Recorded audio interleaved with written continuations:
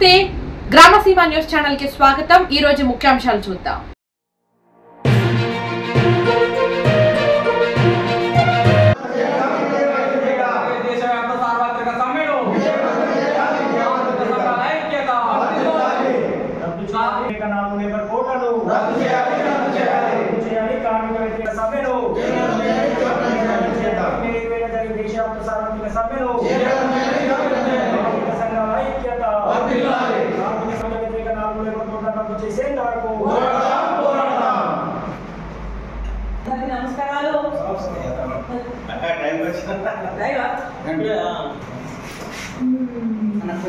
కార్మిక సంఘాల ఐక్యత, కార్మిక సంఘాల ఐక్యత,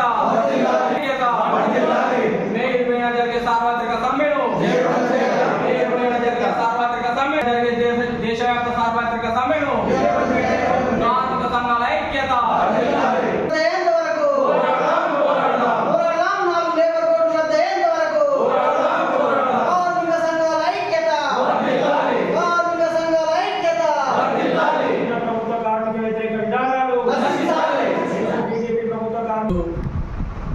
మే 20వ తేదీన తలపెట్టిన కేంద్ర రాష్ట్ర కార్మిక సంఘాల ఐక్య వేదిక ఆధ్వర్యంలో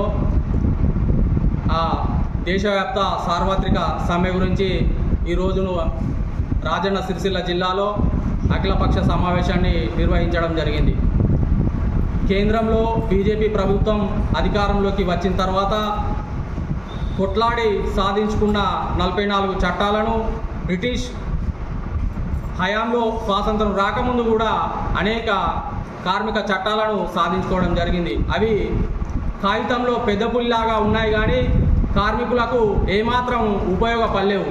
అట్లాంటి వాటిని కూడా కార్మికులకు ఉపయోగపడేలా చూడాల్సిన కార్మిక శాఖ కేంద్ర ప్రభుత్వం వాటిని ఇంప్లిమెంటేషన్ చేయకుండా వాటిని ఎఫ్డిఐలకు అనుకూలంగా విదేశీ ప్రత్యక్ష పెట్టుబడులకు అనుకూలంగా ఈ దేశ కార్మిక రంగాన్ని కార్మికులను బానిసలం చేసే విధంగా 4 కోడ్లుగా విభజించింది।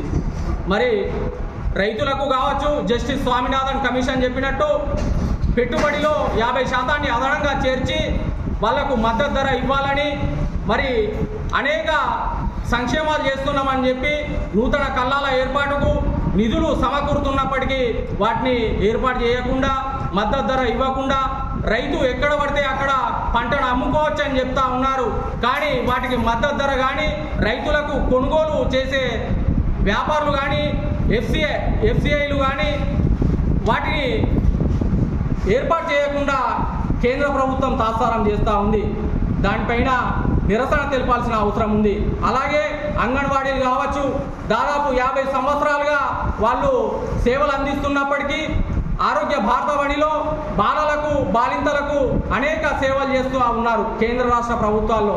మరి వాళ్ళను ప్రభుత్వ ఉద్యోగులుగా గుర్తించడం లేదు। హమాలీలు, భవన నిర్మాణ కార్మికులు వాళ్లకు సెస్సు డబ్బుల నుంచి 1% పోతే వేలాది కోట్ల రూపాయలు వాళ్ళ సంక్షేమ బోర్డులో ఉంటే వాటిని వివిధ రకాల మెడికల్ టెస్టులని వాటిని ఇతర రంగాలకు అన్వయించుకుంటూ వారికి కూడా తీవ్రమైన అన్యాయం చేస్తూ ఉన్నారు।